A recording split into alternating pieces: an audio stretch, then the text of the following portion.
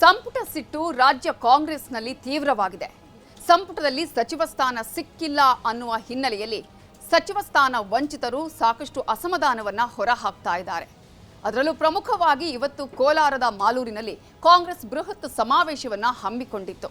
ಈ ಸಮಾವೇಶದಲ್ಲೂ ಕೂಡ ಸಚಿವ ಸ್ಥಾನ ಸಿಕ್ಕಿಲ್ಲ ಅನ್ನುವವರ ಆಕ್ರೋಶದ ಕಟ್ಟೆಯೊಡೆದಿತ್ತು. ಇತ್ತ ಸಂಪುಟ ಕಗ್ಗಂಟು, ಅತ್ತ ಸಾಧನಾ ಸಮಾವೇಶ. ಕೋಲಾರದಲ್ಲಿ ಕಾಂಗ್ರೆಸ್ ಅದ್ಧೂರಿ ಪವರ್ ಶೋ. ಕೋಲಾರದ ಮಾಲೂರಿನಲ್ಲಿ ಭಾನುವಾರ ಸಾಧನಾ ಸಮಾವೇಶ ನಡೆಯಿತು.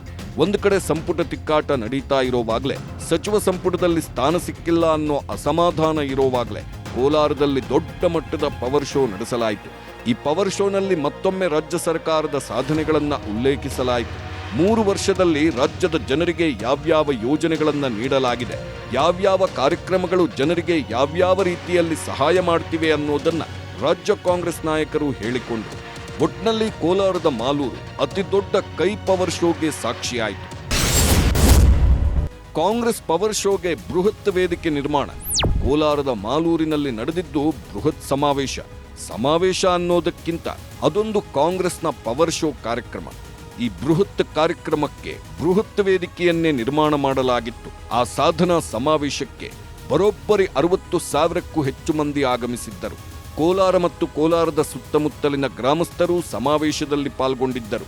ಸಮಾವೇಶಕ್ಕೆ ಆಗಮಿಸೋಕೆ ಮಾಲೂರು ಶಾಸಕ ಕೆ.ವೈ. ನಂಜೇಗೌಡ ಬಸ್ ವ್ಯವಸ್ಥೆ ಮಾಡಿದ್ದರು. ಜನರು ಕುಳಿತಲ್ಲೇ ಊಟ ಹಾಗೂ ನೀರಿನ ವ್ಯವಸ್ಥೆ ಮಾಡಲಾಗಿತ್ತು.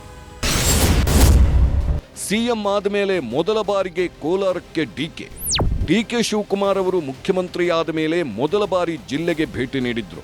ಸಾಧನಾ ಸಮಾವೇಶದ ಹೆಸರಲ್ಲಿ ಕೋಲಾರಕ್ಕೆ ಭೇಟಿ ನೀಡಿದ್ದು ದಶಕಗಳಿಂದ ನಿರ್ಲಕ್ಷ್ಯಕ್ಕೆ ಒಳಗಾಗಿರುವ ಕೋಲಾರ ಜಿಲ್ಲೆಯಲ್ಲಿ ಕೆಲವೊಂದು ನಿರೀಕ್ಷೆಗಳಿದ್ವು.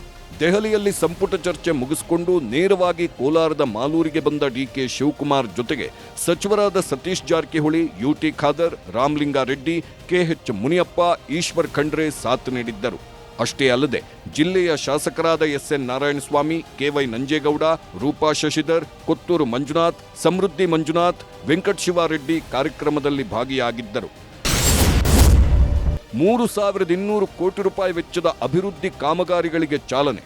ಕೋಲಾರದ ಬೃಹತ್ ಸಮಾವೇಶದಲ್ಲಿ 3,200 ಕೋಟಿ ರೂಪಾಯಿ ವೆಚ್ಚದ ಅಭಿವೃದ್ಧಿ ಕಾಮಗಾರಿಗಳಿಗೆ ಸಿಎಂ ಚಾಲನೆ ನೀಡಿದ್ದರು. ಕೋಲಾರ ಜಿಲ್ಲೆಯ ಯೋಜನೆಗಳು ಇದಾಗಿದ್ದು ಸಾವಿರಾರು ಅರ್ಹ ಫಲಾನುಭವಿಗಳಿಗೆ ಸವಲತ್ತುಗಳನ್ನು ವಿತರಣೆ ಮಾಡಲಾಯಿತು. ಸಾಧನಾ ಸಮಾವೇಶದಲ್ಲಿ ಸಿಎಂ ಡಿಕೆ ಶಿವಕುಮಾರ್ ಭಾಷಣ ಮಾಡಿದ್ದು ಬಿಜೆಪಿ ವಿರುದ್ಧ ಹರಿಹಾಯ್ದರು. ಅಧಿಕಾರ ನಶ್ವರ, ಮತದಾರರೇ ನಮಗೆ ಈಶ್ವರ ಎಂದ ಅವರು ವಿರೋಧ ಪಕ್ಷಗಳು ಆರೋಪ ಮಾಡಲಿ, ನಾವು ಸ್ವೀಕಾರ ಮಾಡ್ತೇವೆ ಅಂತ ಟಾಂಗ್ ನೀಡಿದ್ರು. ಅದರ ಜೊತೆಗೆ 5 ಗ್ಯಾರಂಟಿಗಳು ಜನರ ಬದುಕು ಬದಲಿಸಿವೆ ಅಂತ ಹೇಳಿ ಗ್ಯಾರಂಟಿ ಸಾಧನೆಯನ್ನ ಪ್ರಸ್ತಾಪಿಸಿದ್ರು. ಸಾಧನಾ ಸಮಾವೇಶದಲ್ಲಿ ಕಂದಾಯ ಇಲಾಖೆ ಮೂಲಕ ಭೂಮಿ ಗ್ಯಾರಂಟಿ ಕೊಟ್ಟಿದ್ದೇವೆ ಎಂದ ಸಿಎಂ ಡಿಕೆ ಶಿವಕುಮಾರ್ 7ನೇ ಗ್ಯಾರಂಟಿ ನೀರಿನ ಗ್ಯಾರಂಟಿ ನೀಡುತ್ತೇವೆ ಎಂದಿದ್ದಾರೆ. ಎಸ್ಐಆರ್ ಮೂಲಕ ಎಲ್ಲರೂ ಮತ ಉಳಿಸಿಕೊಳ್ಳಬೇಕು ಎಂದಿರೋ ಡಿಕೆ, ಇಲ್ಲವೆಂದ್ರೆ ಗ್ಯಾರಂಟಿ ಯೋಜನೆಗಳಿಗೆ ಸಮಸ್ಯೆ ಆಗಲಿದೆ ಅಂತ ಎಚ್ಚರಿಕೆ ನೀಡಿದ್ದಾರೆ. ಹುಂಡಿ ಕದಿಯೋ ಕೆಲಸ ಬಿಜೆಪಿ ಅವಧಿಯಲ್ಲಾಗಿದೆ. ನಾವು ದೇಗುಲಗಳಲ್ಲಿ ಕಣ್ಗಾವಲು ಹೆಚ್ಚಿಸಿದ್ದೇವೆ. ದೇವರ ಹುಂಡಿ ಕದ್ದವರಿಗೆ ನೀವು ಶಿಕ್ಷೆ ಕೊಡಿ ಅಂತ ಕರೆ ಕೊಟ್ಟಿದ್ದಾರೆ. ಈ ಭಾಗದ ನಾಯಕರಾದಂತಹ ಶಾಸಕರಾದಂತಹ ನಂಜೇಗೌಡರು ನಿಮ್ಮ ಕೊಟ್ಟ ಮಾತನ್ನ ಉಳಿಸ್ಕೊಂಡಿದ್ದಾರೆ. ಮಾತು ಕೊಡೋದು ಮುಖ್ಯ ಅಲ್ಲ, ಆ ಮಾತನ್ನ ಉಳಿಸ್ಕೊಳ್ಳೋದು ಮುಖ್ಯ. ಅದಕ್ಕೆ ಈ ಒಂದು ಅಭಿವೃದ್ಧಿಯ ಕಾರ್ಯಕ್ರಮನೇ ಇವತ್ತು ಉದಾಹರಣೆ. ಕಾಯಕರಿಂದ ನಾಯಕತ್ವ ಸಿಗ್ತದೆ. ಜನಪರವಾಗಿದ್ದರೆ ಮಾತ್ರ ಅಧಿಕಾರ ಸಿಗ್ತದೆ. ಅಧಿಕಾರ ನಶ್ವರ, ಸಾಧನೆಗಳು ಅಜಾಮರ, ಆದರೆ ಮತದಾರರೇ ಈಶ್ವರ ಅಂತ ಹೇಳಿ ನಿಮ್ಮೆಲ್ಲರೂ ಕೂಡ ದೇವರ ಸಮಾನದಲ್ಲಿ ನಾವು ನೋಡ್ತಾ ಇದ್ದೇವೆ. 8 ಕೆಜಿ ತೂಕದ ಬೆಳ್ಳಿ ತಮ್ಮದೇ ಬೆಳ್ಳಿ ಪ್ರತಿಮೆ ಸ್ವೀಕರಿಸಿದ ಸಿಎಂ. ಸಾಧನೆಯ ಸಂಭ್ರಮ ಸಮಾವೇಶದಲ್ಲಿ ಡಿಕೆ ಶಿವಕುಮಾರ್ ಅವರಿಗೆ ಅತ್ಯಪರೂಪದ ಉಡುಗೊರೆ ನೀಡಲಾಯಿತು. ಅದು ತಮ್ಮದೇ ಬೆಳ್ಳಿಯ ಪ್ರತಿಮೆ. ಹೌದು, ಸುಮಾರು 8 ಕೆಜಿ ತೂಕದ ಡಿಕೆ ಶಿವಕುಮಾರ್ ರೂಪದ ಬೆಳ್ಳಿ ಮೂರ್ತಿಯನ್ನ ಉಡುಗೊರೆಯಾಗಿ ಶಾಸಕ ಕೆ.ವೈ. ನಂಜೇಗೌಡ ಬೆಂಬಲಿಗರು ಸಿಎಂಗೆ ನೀಡಿದ್ರು. ಕೋಲಾರಕ್ಕೆ ಸಿಗದ ಸಚಿವ ಸ್ಥಾನ ವೇದಿಕೆಯಲ್ಲೇ ಮುನಿಸು.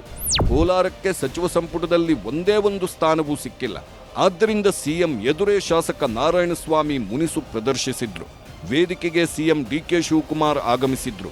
ಹೋಗಿ ಮಾತನಾಡಿಸದ ಶಾಸಕ ನಾರಾಯಣಸ್ವಾಮಿ ಸಿಎಂ ಕರೆದು ಮಾತನಾಡಿಸಿದ್ರು, ಮುನಿಸು ತೋರಿಸಿದ್ರು. ಸಭೆಯ ವೇದಿಕೆಯಲ್ಲೇ ಜೆಡಿಎಸ್ ಶಾಸಕರ ಪಕ್ಕದಲ್ಲಿ ಕುಳಿತ ಶಾಸಕ ನಾರಾಯಣಸ್ವಾಮಿ ಕೆಜಿಎಫ್ ಶಾಸಕಿ ರೂಪಾ ಶಶಿಧರ್ಗಾಗಿ ಕುರ್ಚಿ ಬಿಟ್ಟು ಎರಡನೇ ಸಾಲಿನಲ್ಲಿ ಹೋಗಿ ಕುಳಿತುಕೊಂಡ್ರು. ನಂತರ ಉದ್ಘಾಟನೆ ವೇಳೆಯೂ ಸಿಎಂ ಅವರಿಂದ ಅಂತರವನ್ನ ಕಾಪಾಡಿಕೊಂಡ್ರು. ಅಷ್ಟೇ ಅಲ್ಲದೆ ತಮ್ಮನ್ನ ಸಮಾಧಾನಪಡಿಸಲು ಮುಂದಾದ ಶಾಸಕ ಕೆವೈ ನಂಜೇಗೌಡ ವಿರುದ್ಧವೂ ಸಿಟ್ಟಾದ್ರು. ಒಟ್ನಲ್ಲಿ ಸಾಧನಾ ಸಮಾವೇಶ ಕೋಲಾರದಲ್ಲಿ ಯಶಸ್ವಿಯಾಗಿ ನಡೆದಿದೆ. ಕಾಂಗ್ರೆಸ್ ತನ್ನ ಸಾಧನೆಗಳನ್ನು ಬಿಂಬಿಸುವ ಪ್ರಯತ್ನ ಸಫಲವಾಗಿದೆ. ಕೋಲಾರದ ಸಚಿವ ಸಂಪುಟದ ಮುನಿಸಿಗೂ ಇದು ಮದ್ದೆರೆದಿದ್ದು, ಕೋಲಾರದ ಶಾಸಕರಿಗೆ ಆಯಕಟ್ಟಿನ ಹುದ್ದೆಗಳು ಸಿಗೋ ಸಾಧ್ಯತೆಗಳಿವೆ.